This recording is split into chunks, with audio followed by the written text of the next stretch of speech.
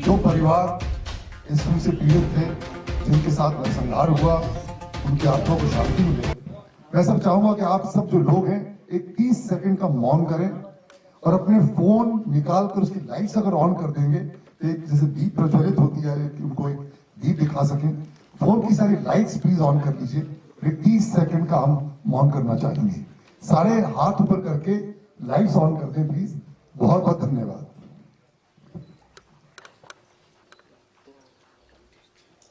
भारत माता की जय। वंदे मातरम। वंदे मातरम। भारत माता की जय। सबसे विवाद नाम का तो कोई शब्द होना ही नहीं चाहिए। ये तो यथार्थ है, ये तो एक कड़वा सच है हमारे देश का। और आप जानते हैं ये 32 साल पहले ये हुआ था। कम से कम एक डायरेक्टर ने हिम्मत की इस कड़वे सच को सामने लाने की। तो बहुत ही मैं विवेक अग्निहोत्री को बहुत ही बधाई देता हूँ, उनको बहुत ही उनकी पीठ थपथपाता हूँ कि उन्होंने ये मुद्दा उठाया और इस फिल्म को लोगों के समक्ष लेकर आए। ये बहुत ही बोल्ड स्टेप है, ये कड़वा सच है जो लोगों तक आना चाहिए। और मैं तो लोगों से करूँगा कि भाई आप एक बार ज़रूर देखिए इस फिल्म को, ताकि आपको पता चले कि हमारे इतिहास में 32 वर्ष पहले क्या हुआ था। फिर इस फिल्म को दूसरी मर्तबा देखिए, तीसरी मर्तबा भी देखिए, ताकि आप जो है आगे भविष्य में हमारे साथ इस तरह का नरसंहार बिल्कुल नहीं होना चाहिए। जब थिएटर में से लोग जब बाहर निकल रहे हैं तो सबकी आंखों में आंसू भी हैं। कई ऐसे लोग थे जहाँ जिनके ऊपर ये बीती हुई है, वो सारे लोग भी मूवी देखने आए थे, सभी अपने उस दिन को याद करके रो रहे हैं। सर क्या कहेंगे कि हमारे देश में उनको लेकर आज भी कोई कदम उठाए नहीं जा रहे हैं? बिकॉज देखिए बहुत ही मार्मिक है, बहुत ही दारुण कथा है और ये सत्य है। आप सोचिए जिनके नियर एंड डियर वंस के साथ अगर ये हादसा या ये जो हुआ होगा उन पर क्या बीती होगी। आप देखिए हमारे देश का ऐसा दुर्भाग्य है कि हम जो हिंदुस्तानी हैं वो एक दूसरे के दर्द से हम लोग बिल्कुल एक न्यूट्रल रहते हैं कि अगर आपके 2 घर छोड़ के आपके पड़ोस में आग लगी हो तो हमारा हिंदुस्तानियों का एक आदत है, अरे यार अच्छा वहाँ पे आग लगी है, अपने को क्या, हमारा घर थोड़ी ना जल रहा है। ये हमारी मानसिकता है। लेकिन वो ये नहीं रियलाइज़ करते कि वही आग बहुत जल्द आपको भी एनगल्फ कर लेगी। तो हमें एकत्र होके, हिंदुस्तानी होके हमें ये शपथ लेनी चाहिए और हमें उसके प्रति काम करना चाहिए कि हमारे देश में रह के किसी का भी एक्सोडस ना हो, ये जेनोसाइड ना हो और हिंदुओं को मार के वहाँ से उनकी जगहों से ना निकाला जाए। सर लोगों की दिलों को आप लोगों ने छुआ है, क्योंकि आज भी वो अपने घर जाना चाहते हैं। ऐसे कई लोग हैं जो अपने घर से बचपन गुजर गया, जो बुढ़ापे तक पहुँच गए, तभी भी तो अपने घर तक नहीं पहुँचे हैं। तो बिल्कुल जी, देखिए मैं समझता हूँ कि कश्मीरी पंडितों को जो हिंदू वहाँ के थे उन्हें उनका हक मिलना चाहिए और उन्हें पुनर्वास, उनका रिहेबिलिटेशन ज़रूर होना चाहिए। और मुझे पूरी उम्मीद है कि हमारी जो नरेंद्र मोदी जी की जो सरकार है वो अवश्य करेगी।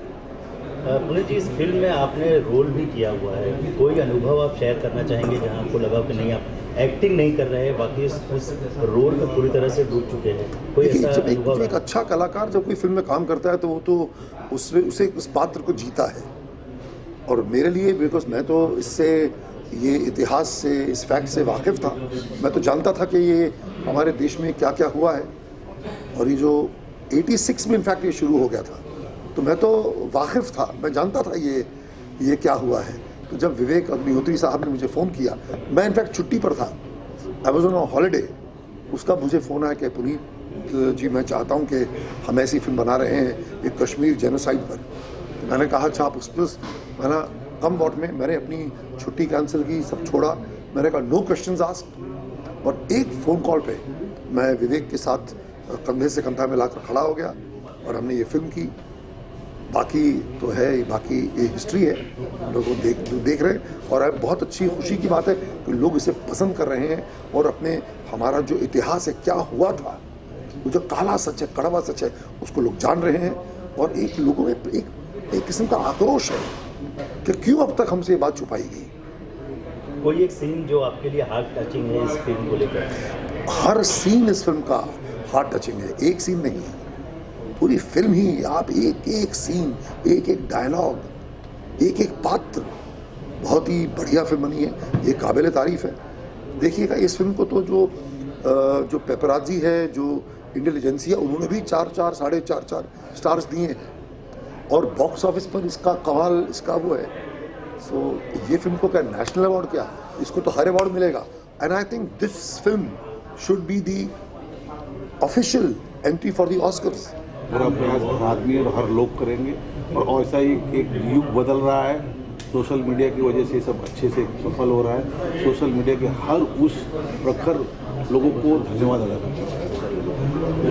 बरसों से किसी ने बोलने की हिम्मत नहीं की। कश्मीर फाइल, उसके डायरेक्टर विवेक जी, पुनीत जी, इन सभी ने ये हिम्मत की है और आपने देखा होगा कि किस तरह से लोगों का वो रिस्पांस पा रही है। लोग जिस तरह से आ रहे हैं, न केवल आ रहे हैं, भारत माता की जय के नारे लगा रहे हैं। आप थिएटर के अंदर भी अपना शूटिंग कीजिए, आपको दिखेगा कि हर दृश्य को लोग मानो उस एक सत्य घटना को देख रहे हैं जो बरसों तक दबाया गया था और आज लोगों के सामने लाया गया। सर, कश्मीरी पंडित आज भी अपने घर लौटना चाहते हैं। ऐसे कई लोग हैं जो जब थिएटर से बाहर निकल रहे हैं तो उनको यही उम्मीद है कि अब जो पिक्चर में सच्चाई दिखाई गई है उसके बाद कहीं ना कहीं उन्हें न्याय मिलेगा। निश्चित ये न्याय की बात शुरू हुई है और पूरे हिंदुस्तान में जो माहौल बना है, जो व्यवस्थाएं बनी है, ये व्यवस्थाएं इस तरह से आगे जाएगी कि इन व्यवस्थाओं के कारण उनको अपना हक मिलेगा। सर, आप जब थिएटर में उस मूवी को देख रहे तो आपके मन में क्या चल रहा है? मैंने जैसे बताया कि जिस तरह की बातों को छुपाया गया, परत दर परत यही सोचते रहे कि ये बातें आज तक लोगों के सामने क्यों नहीं आई।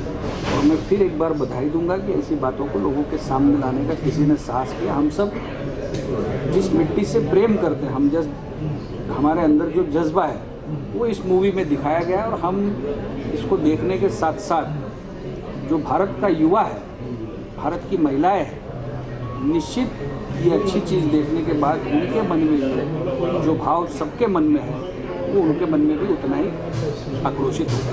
सर, 4 जो बीजेपी राज्य है वहाँ पर इस पिक्चर को जो है टैक्स भी किया गया है। महाराष्ट्र में भी लगातार इस तरीके की मांग हो रही, तो यहाँ पर भी होगा। जो देश प्रेम के लिए मूवी बनती है, सबसे ज़्यादा लोग उसे देखें, उसमें पूरे देश का भला होता है। मैं बताऊंगा कि ये मूवी नहीं है, ये एक हकीकत है और ये हकीकत को विवेक अग्निहोत्री जी और सभी स्टार्स ने जो हिसाब से पिक्चर में निभाया, ये एक सत्य हकीकत जिसको मैं इतिहास नहीं बोलता हूँ क्योंकि ये वर्तमान का है। 30 साल पहले की बात है। जो लोगों को छुपाई गई थी, इसको फिल्म के पर्दे पे लेके आना तो बहुत बड़ी बात है। लोगों को सच्चाई मालूम होनी चाहिए और ये पिक्चर के माध्यम से मैं मानता हूँ कि जो घटना हो चुकी आज से 30 साल पहले, जो भी पॉलिटिकल पार्टी है, जो भी पॉलिटिकल लीडर्स का इसमें इन्वॉल्वमेंट होएगा, ये टाइप का वापस इन्वॉल्वमेंट नहीं होगा। इसके लिए ये फिल्म आनी बहुत ज़रूरी थी क्योंकि आज के बाद 25 साल के बाद यही घटना वापस नहीं दोहराई जावे। ये एक लोक जागृति का समय है और उसमें हमारे तरफ से लोगों को बुला के, और बुलाना भी नहीं पड़ा, हमने एक शो रखा था,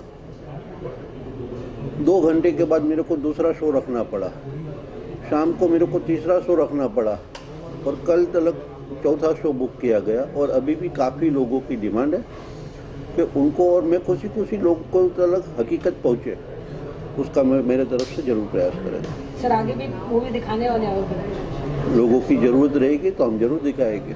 और टैक्स फ्री कराने के लिए सर आप लोग कितनी मेहनत कर रहे हैं? टैक्स फ्री ये पिक्चर होनी जरूरी है, बट महाराष्ट्र की सरकार कम नसीबी से, ये बाला साहब की शिवसेना नहीं है, ये उद्धव जी की शिवसेना है जो सोनिया गांधी के अंडर में दबे हुए हैं और जिसका मुझे बहुत दुख है। अगर बाला साहब की शिवसेना यहाँ पे राज करती होती तो शायद महाराष्ट्र में सबसे पहले ये फिल्म टैक्स फ्री हुई होती।